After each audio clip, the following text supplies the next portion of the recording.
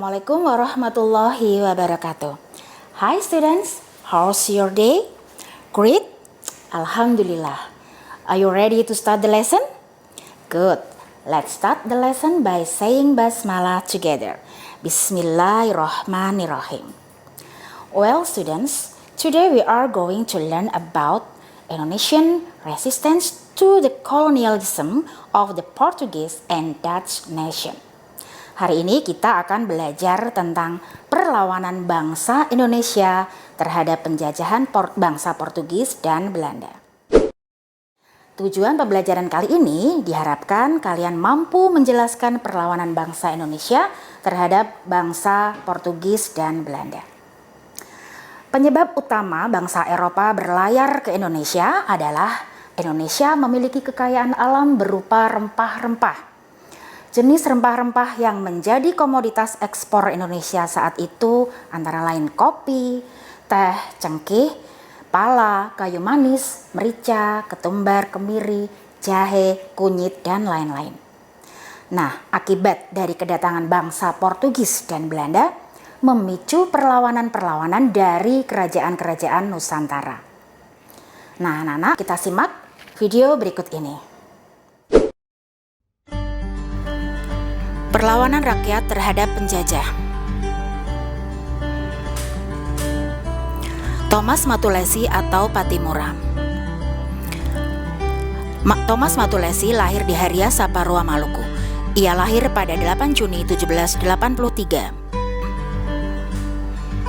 Maluku terkenal sebagai penghasil rempah-rempah utama. Upaya yang dilakukan VOC untuk mempertahankan monopoli dagang rempah-rempah di Maluku dengan melakukan pelayaran hongi. Pelayaran hongi meliputi hak ekstirpasi, yaitu hak memusnahkan pohon pala atau cengkih demi mengekalkan monopoli rempah-rempah di Kepulauan Maluku dan sekitarnya.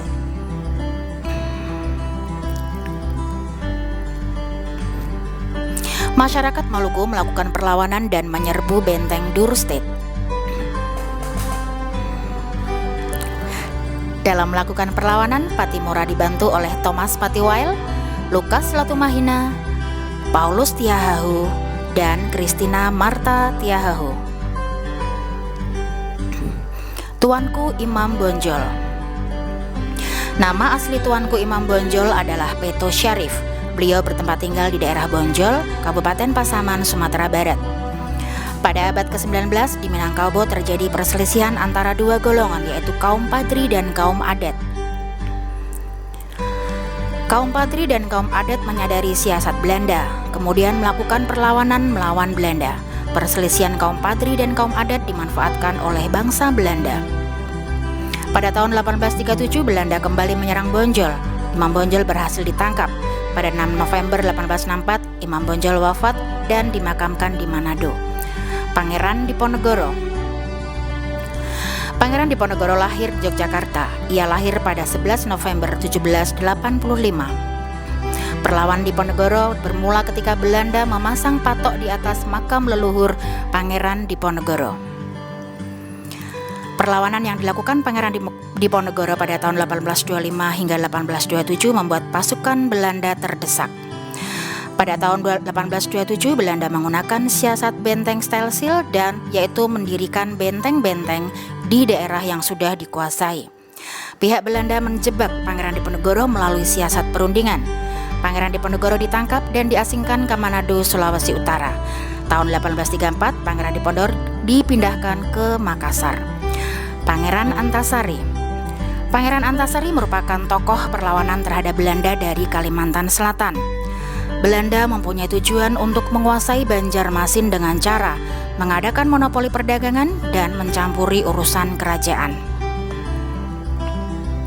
Dalam melakukan perlawanan, Pangeran Antasari dibantu oleh Kiai Demang Leman, Haji Nasrun, Kiai Langlang, dan Haji Buyasin.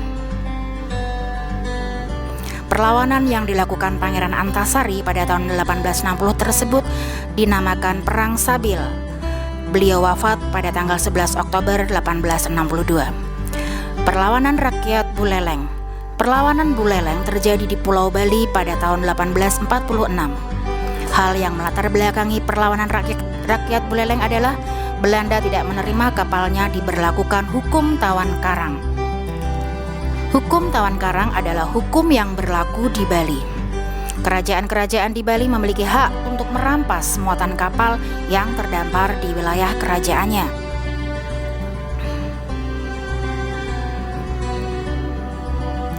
Pasukan Belanda disambut oleh Patih I Gusti Ketut Jelantik.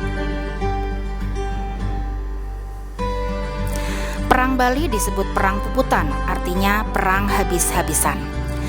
Perlawanan Sisingamangaraja 12. Pada tahun 1889 terjadi pertempuran dahsyat di daerah Silindung Humbang dan Tobe Hulpung. Banyak prajurit yang gugur di medan perang, namun Sisingamangaraja 12 mengambil sikap bertahan. Pada tahun 1907 pasukan Belanda menyerang pusat pertahanan Sisingamangaraja 12 dan gugur pada tanggal 17 Juni. Perlawanan rakyat Aceh.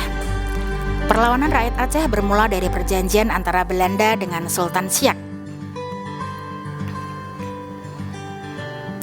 Perlawanan rakyat Aceh tidak menunggu perintah dari Sultan. Teuku Ditiro memimpin perlawanan di Pidi. Teuku Umar dan istrinya Cut Nyadin berjuang di Aceh Barat. Dalam upayanya, Teuku Umar berpura-pura menyerah pada Belanda dan memihak Belanda. Teuku Umar mengelabui Belanda untuk mendapatkan senjata. Setelah itu, Teuku Umar menyerang balik Belanda. Belanda mengalami kesulitan. Kemudian Belanda mengirim Dr. Snok untuk berpura-pura bergaul dengan rakyat Aceh. Belanda membentuk pasukan Marsose. Kubu-kubu tersebut berada di hutan, gunung, dan lembah. Pasukan Marsose menyerang kubu-kubu pertahanan rakyat Aceh.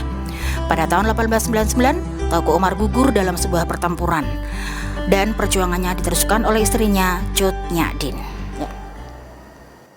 Berbagai perlawanan terhadap penjajahan bangsa Portugis dan Belanda di berbagai daerah banyak mengalami kegagalan. Salah satu sebabnya adalah perlawanan yang dilakukan masih bersifat kedaerahan. Misalnya suatu daerah atau kerajaan sedang melakukan perlawanan dengan penjajah, daerah lain memilih tidak ikut terlibat kecuali diminta bantuannya untuk menjadi sekutu. Yang dilakukan sendiri-sendiri tersebut menyebabkan rakyat Indonesia mudah diadu domba dan dipecah belah oleh penjajah. Well students, let's review the lesson. What have we learned? That's right, we learned about Indonesian resistance to the colonialism of the Portuguese and Dutch nation. Hari ini kita telah belajar tentang perlawanan bangsa Indonesia terhadap penjajahan bangsa Portugis dan Belanda. Now I have one question for you. Satu pertanyaan buat kalian. Apa pengaruh dari monopoli perdagangan rempah-rempah yang dilakukan bangsa Portugis dan Belanda di Indonesia? Tulis jawaban kalian di buku dan akan kita bahas saat PCC Zoom meeting. Okay students, I think that's all for today. Thanks for your attention. Before we close, let's close by saying hamdalah together. Alhamdulillahirabbil alamin. See you in the next video. Wassalamualaikum warahmatullahi wabarakatuh.